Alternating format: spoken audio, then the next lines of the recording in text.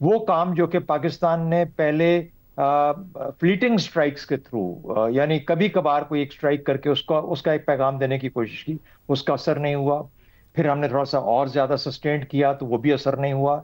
अब हम उनके उन वसाइल पे, उन रसद और तरसील की जगहों पे जाके हमले कर रहे हैं जो कि उनके निज़ाम को अफेक्ट करें और अटैक करें। उसमें अफगान तालिबान का कुछ हेडक्वार्टर्स भी हैं, वो भी करीब है, लेकिन उससे भी लगता है कि उन पर असर नहीं पड़ रहा।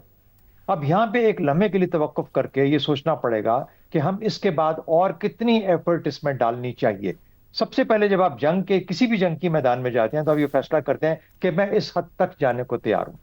उसमें से दो चॉइसेस आ जाती हैं। हम्म। जब तक मैं अपना मकसद हासिल नहीं करूंगा उस वक्त तक मैं जंग में अपनी एफर्ट लगाता रहूंगा, मैं जंग करता रहूंगा। यही जिस वक्त डायलेमा आया वो अमेरिका को पे दरपेश है। जब आप बड़ा कोई मुल्क छोटे मुल्क के साथ जंग में जाता है तो सबसे पहले ये मसला लेके जाता है, अपने दिमाग में एक क्लैरिटी होनी चाहिए। अच्छा, फिर उसके बाद आप उसको फिर कंस्ट्रेंट्स भी आते हैं, आपके पास कुछ मुश्किलात आती हैं। मिसाल के तौर पे खत्ते की हालत बदल गई, सिचुएशन बदल गई, एनवायरनमेंट बदल गया, किसी तरफ से और हमला क्रिएट हो गया। तो फिर आपको डिसाइड करना पड़ता है कि अच्छा, ये काम मैं यहाँ छोड़ूं और ये बाद में मैं यहीं से शुरू कर लूंगा। उसके लिए बस इतनी एफर्ट लगा के बाकी मामला मुझे किसी और वक्त लगाना है।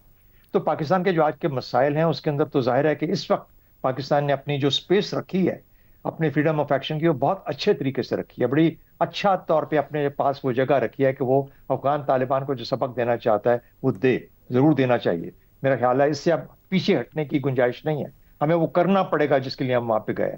लेकिन अगर उसका नतीजा नहीं निकल रहा तो फिर हमें ये फैसला करना पड़ेगा कि और कितना उसके अंदर भरना है, उसको कितना जख्म, कितनी और जोर से चोट लगानी है, कहाँ पे वो बोलेगा। चंद चीजें हमें सोचनी पड़ेंगी।